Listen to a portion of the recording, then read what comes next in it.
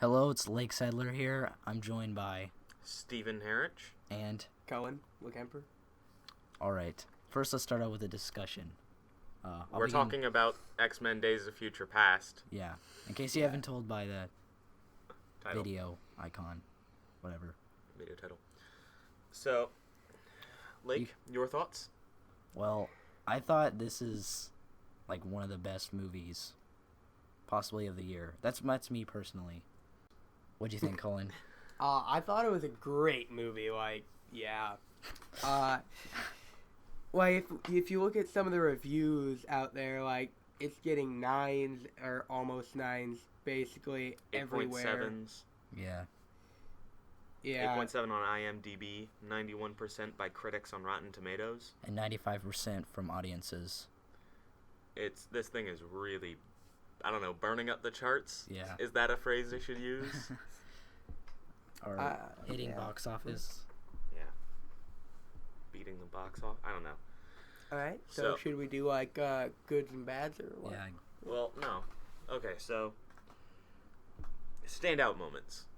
Let's go with standout moments. Okay.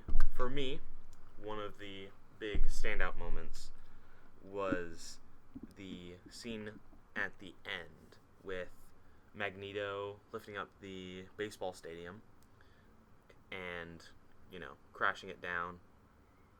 That was very cool, Yeah, it was just like stunning visually. Yeah, Yeah. visually, it looked great.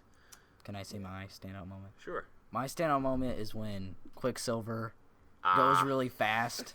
Like you see him through you see it through his perspective of how he's doing it, and it's like in slow motion. It's really quick, and he's just like running around, like beating up people, moving their arms close to their faces, and then he just stops, and then everybody just falls down and gets beaten up. It's hilarious. Yeah. While he's like listening to like 70s music. Yeah. That was great. Yeah. Yeah, I think my standout moment would have to be when the young Professor X meets the old Professor X. Oh, that was that had a lot of life lesson-y type stuff. Yeah. It's emotional, man. Yeah, it's like I almost cried as much as Frozen. it's a great story about hope. That's a really, great story. That's about really what hope. the story is about. Hope. Another big standout moment for me, really quick, was when Mystique got shot by Magneto, and he controls the bullet, and you see the camera is panning along is dollying along next to the bullet, and then it turns, and then it keeps following the bullet. Yeah, that's pretty awesome. It's very cool, cinematic looking shot. Mm-hmm. And then you see it from like the old camera perspective when she's on the ground. Yeah, Yeah. So what other kind of newscast? The newscast.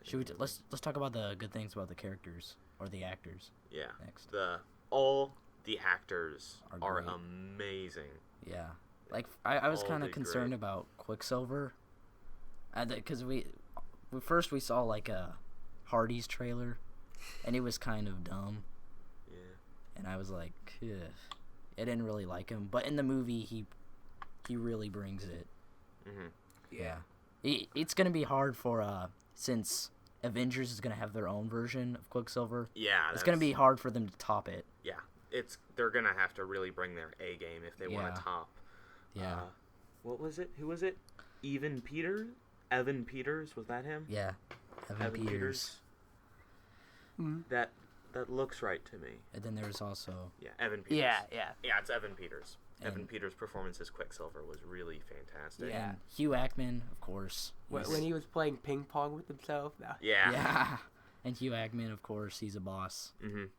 James McAvoy and Peter Stewart, both playing Professor X. Both of them did outstanding performances. Mm-hmm. Yeah. I thought the young Professor X was really good.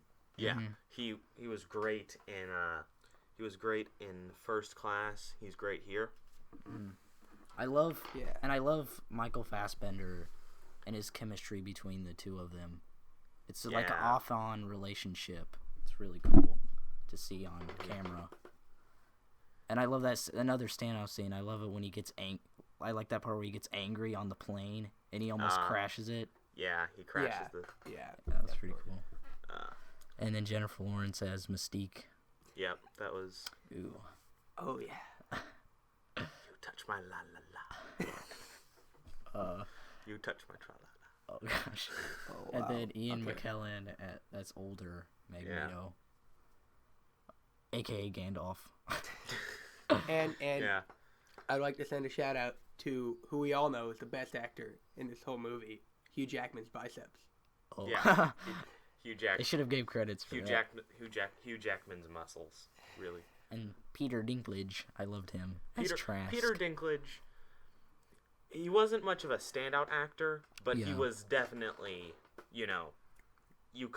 there's nothing to complain about. And you kind of believed him, like he was doing something good. Like I love villains that think that they're doing something good. Yeah. But they're actually being bad. To me, it seems like he knew what he was doing was bad, but it was entirely in his eyes for self-preservation. Mm-hmm. Like he's just like, well, we're all gonna die if we don't do this, so might as well. But it seems believable why people would go on his side.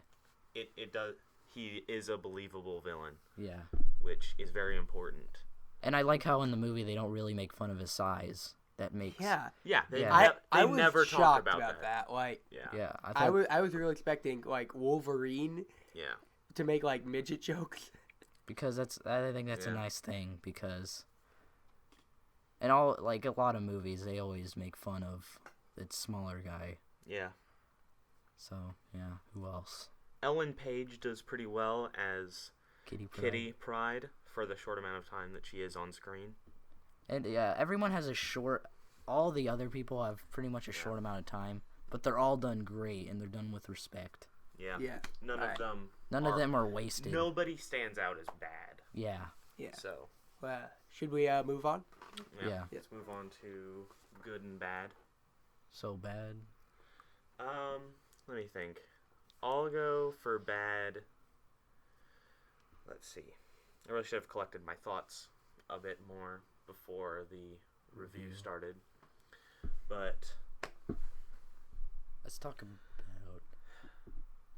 It's hard to think of anything. All right. I have one. He has one. Gonna get a lot of hate for this one, but I would have to say that it made it so all the other movies never happened. Oh. Yeah. X-Men 1 and 2 are both pretty good. It would have been better if they would have explained what had happened instead. They kind of. Not, yeah. I don't like the fact that what was her name? Mystique? No, Jean Grey? Jean. Yeah, Jean Grey. Oh. I don't like the fact that she's still around. That doesn't really seem plausible to me. I do like the fact that, spoiler alert, that Cyclops comes back. Yeah. I do like that, though. That's awesome. But I kind of knew that he was going to be back sometime because all they did was find his glasses in X-Men Last Stand. Mm-hmm. They didn't really see his body or anything. Well, yeah, but he wasn't back because he never died. He was back because they reverted time back and the events happened differently, so that doesn't really have much to do with it. Yeah. Okay, I dislike how nerfed Magneto is in the later parts of the movie. Like, it's not that he can't do anything in the future. In the apocalyptic future, Magneto seems kind of nerfed to me. I would agree with that. He can still manipulate a lot of metal, but it doesn't seem like it's doing anything, which could be seen as, like, oh my gosh, that's how powerful the Sentinels are. But, like, to me it just seemed like he just lost a ton of his powers all of a sudden. I mean, before he could do stuff like what he had done, no problem. Yeah. But then, later he got super tired afterwards. I don't know. I mean, he was old, but he couldn't have been, like, more than 5 years older than he was in X-Men, the 3 original X-Men movies.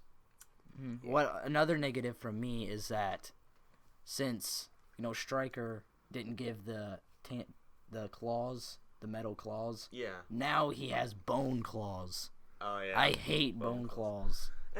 I think bone claws are fine, but they're just not strong enough. Like with the bone claws, he can only cut certain things. Well, you can't really does cut. Does he ever extend his claws in the later parts of the movie, or in the alternate future? Yeah, I don't think he does. So I don't think we don't know. Yeah. I mean, he might still have bone claws, but I don't see why they do that. They could just make up a reason for him to have adamantine claws. Well, yeah, but it was quite a pain going through the process of getting claws. As you saw. He might not want to. He didn't really want to. Yeah. Any other negatives? Pros? Yeah, there's very few obvious. We're just nitpicking. Yeah, we're just pretty much entirely nitpicking. But wow. Pros time? Pros time.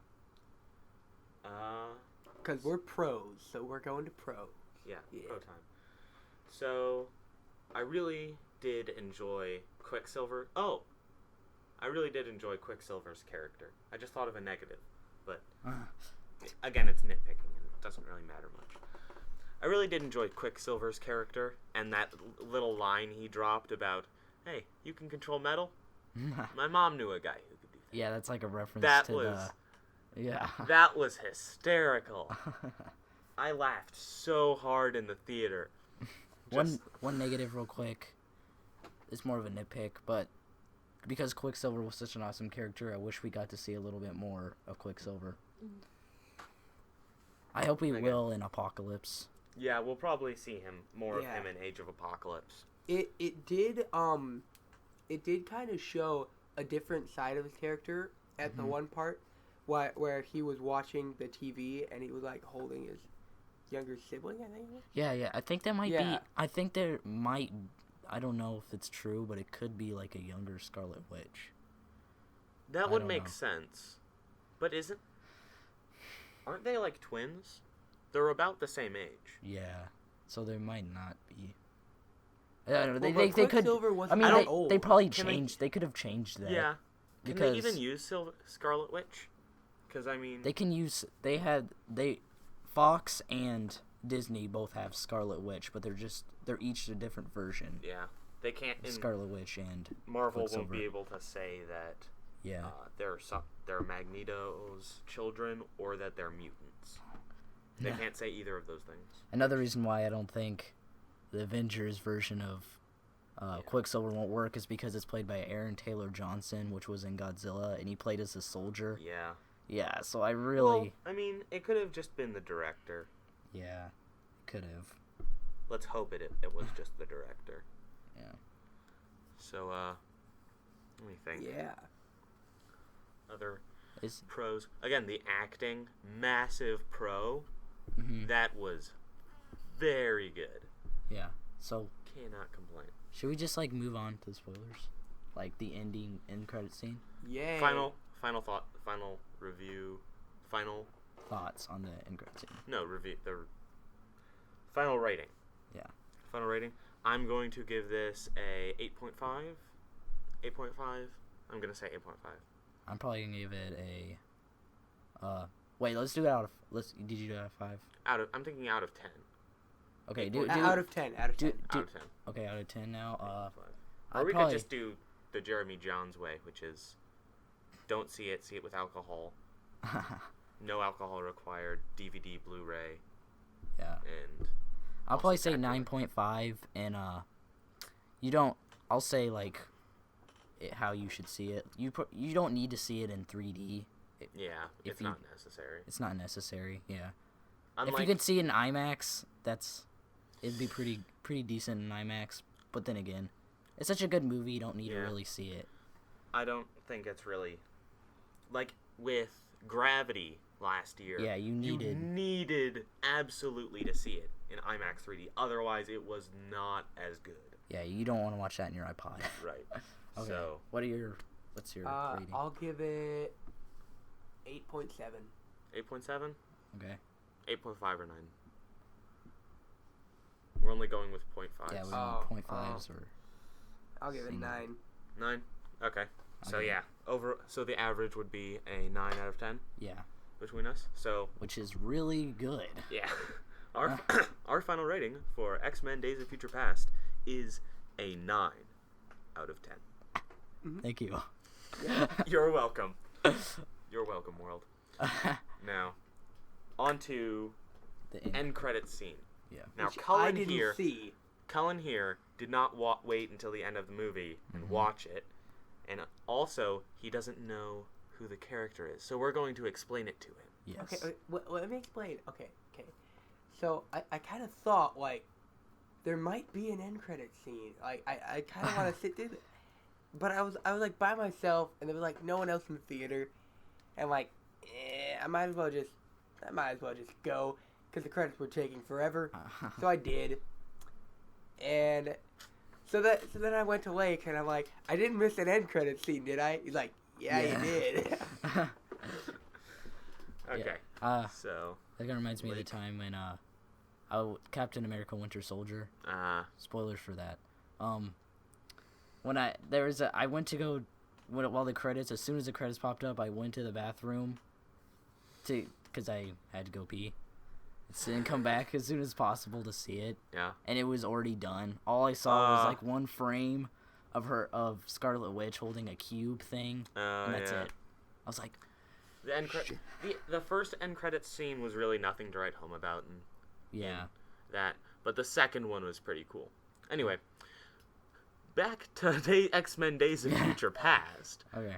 So, Lake, would you like to explain what exactly happens in the end credit scene? Sure.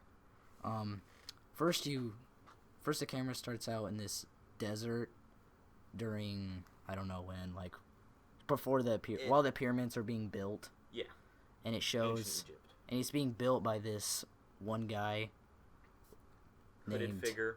Yeah, hooded figure with gray skin. Gray skin. Gray skin. It looks more gray to me. And he has like a blue. But it depends on what you're looking at. And it could be gray. The camera pans slowly to his face while he's building the pyramid, and it's a blue face with red eyes. And everyone in the background is chanting, and there's a crowd surrounding him, like bowing down to him, chanting "En Saba Nur, En Saba Nur." What does that mean? It means all hail Apocalypse. Yes. Is that it? That's the villain's name. Mm-hmm. And it pans to look at his face, and in the background you can see his 4 horsemen. Yeah. Which are the 4 horsemen of the apocalypse, which the inspiration for the character Apocalypse and the 4 horsemen was actually from the Bible. Mm-hmm. And in the Bible they talk about the 4 horsemen of apocalypse. So. Mm-hmm. Yeah. But that's supposed to be the villain in the next movie. Age of Apocalypse, which sounds surprisingly like Age of Ultron. Yeah. Just like this one has a very similar plot line to Age of Ultron. In which the Age of Ultron comic books are exactly... Anyway. Cullen is filled in. Okay, so are we done, guys? Well, quickly, I'm going to explain who Apocalypse is very quickly. Okay. Apocalypse was the first mutant ever. And he lived in ancient Egypt, and he ruled over ancient Egypt as the first pharaoh. Mm-hmm. And he's Apocalypse, so he, kills everything. But he's a believer in survival of the fittest. And so he believes that anyone who is weak should die. And he's pretty much the strongest being out there. Yeah. But in the end credit scene, he looks kind of like a little bit skinny. They'll probably toughen him up in the actual movie. What happens is he's very frail, but he's a very powerful mutant. So he's got I don't know his powers exactly. Then he finds alien technology and he uses that to enhance his powers even more, as well as giving him a mecha suit. Mm-hmm. And at one point in the comic books, Angel was one of his 4 horsemen, and at another point, so was Sabretooth. And that's good that other Angel in Last Stand doesn't exist. Yeah, I don't think he does. At least we don't ever see him. Yeah, but, they kind of wasted Angel. He's a cool character. Yeah, they're probably gonna toughen up Apocalypse. They're gonna use more of the Uncanny X-Men, I believe, is the comic book in which he's very muscular with the purple and blue suit. Yeah. So I believe they're going to go with that look for him. Mm-hmm. So, wrap-up time. Or that could just be Master Chief. He just takes off his helmet in the desert and starts building pyramids. Takes off his helmet. And starts building pyramids. He's Apocalypse. Okay. It's all revealed. I never knew. He was never augmented. He's a mutant. Okay, so I think that's it. Yeah. All right. Well, I'm gonna go on YouTube and look up that end credit scene. Yeah. Speaking of that, where can you find on YouTube? Where are you at on YouTube? What? Oh, yeah.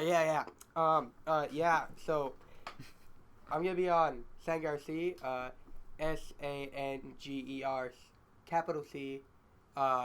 Haven't posted anything yet, but I'm gonna get around to it soon. Doing like gaming type stuff. Yeah.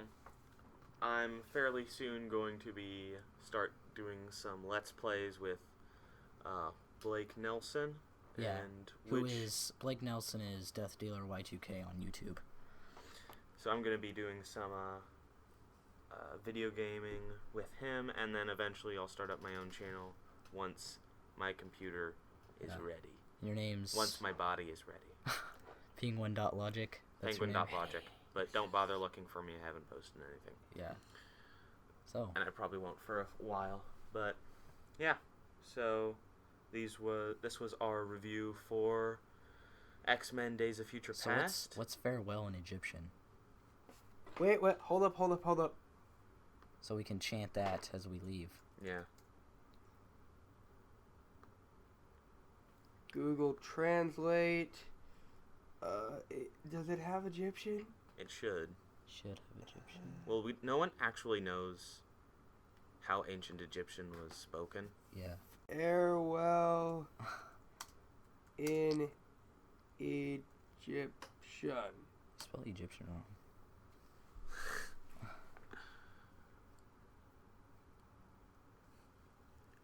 Huh?